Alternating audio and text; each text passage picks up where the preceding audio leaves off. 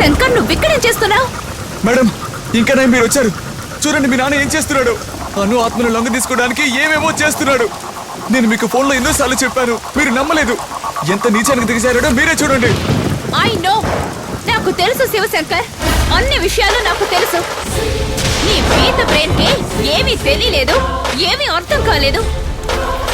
ఇక్కడ జరుగుతున్నది ఒక బిజినెస్ గేమ్. ఏమంటే మీరు కూడా దీనికి? ఏ idiot, everyone is money minded. ఇక్కడ డబ్బే సర్వస్వం. నేను ఫారెన్ కి వెళ్ళింది విక్రమ్ చంద్రని మీట్ అయి ఈ డీల్ గురించి మాట్లాడడానికి.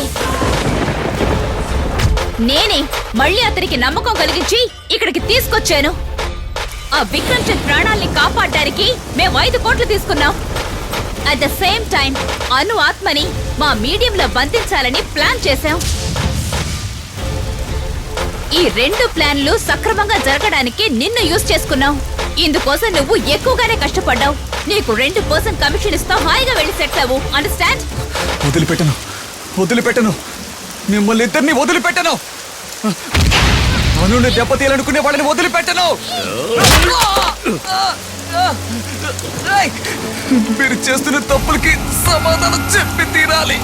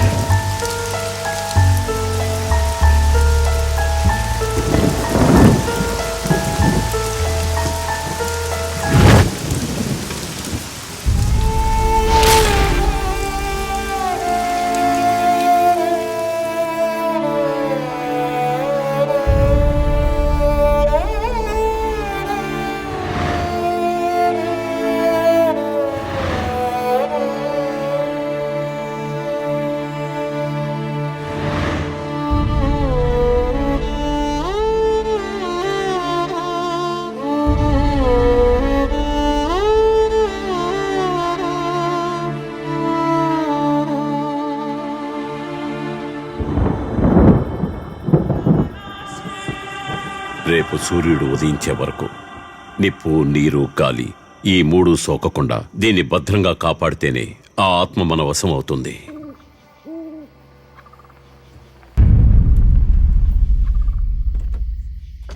ఏ చిన్న జీవరాశి స్పర్శ అయినా సరే అంతులేని ఆవేశంతో ఇందులో నిక్షిప్తమై ఉన్న అను ఆత్మని విడిపిస్తుంది.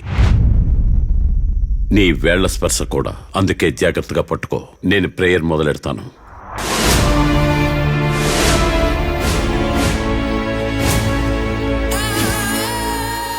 వీడిని పూర్తిగా చంపకుండా వాడి పాటికి వెళ్ళిపోయాడు.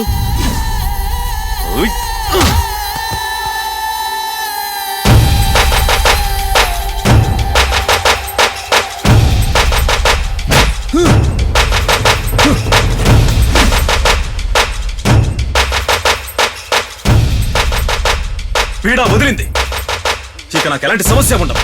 సావండ్రా. ఆ పిశాచి వదిలింది. దిక్కు మొక్కు లేకుండా నువ్వు చచ్చావు.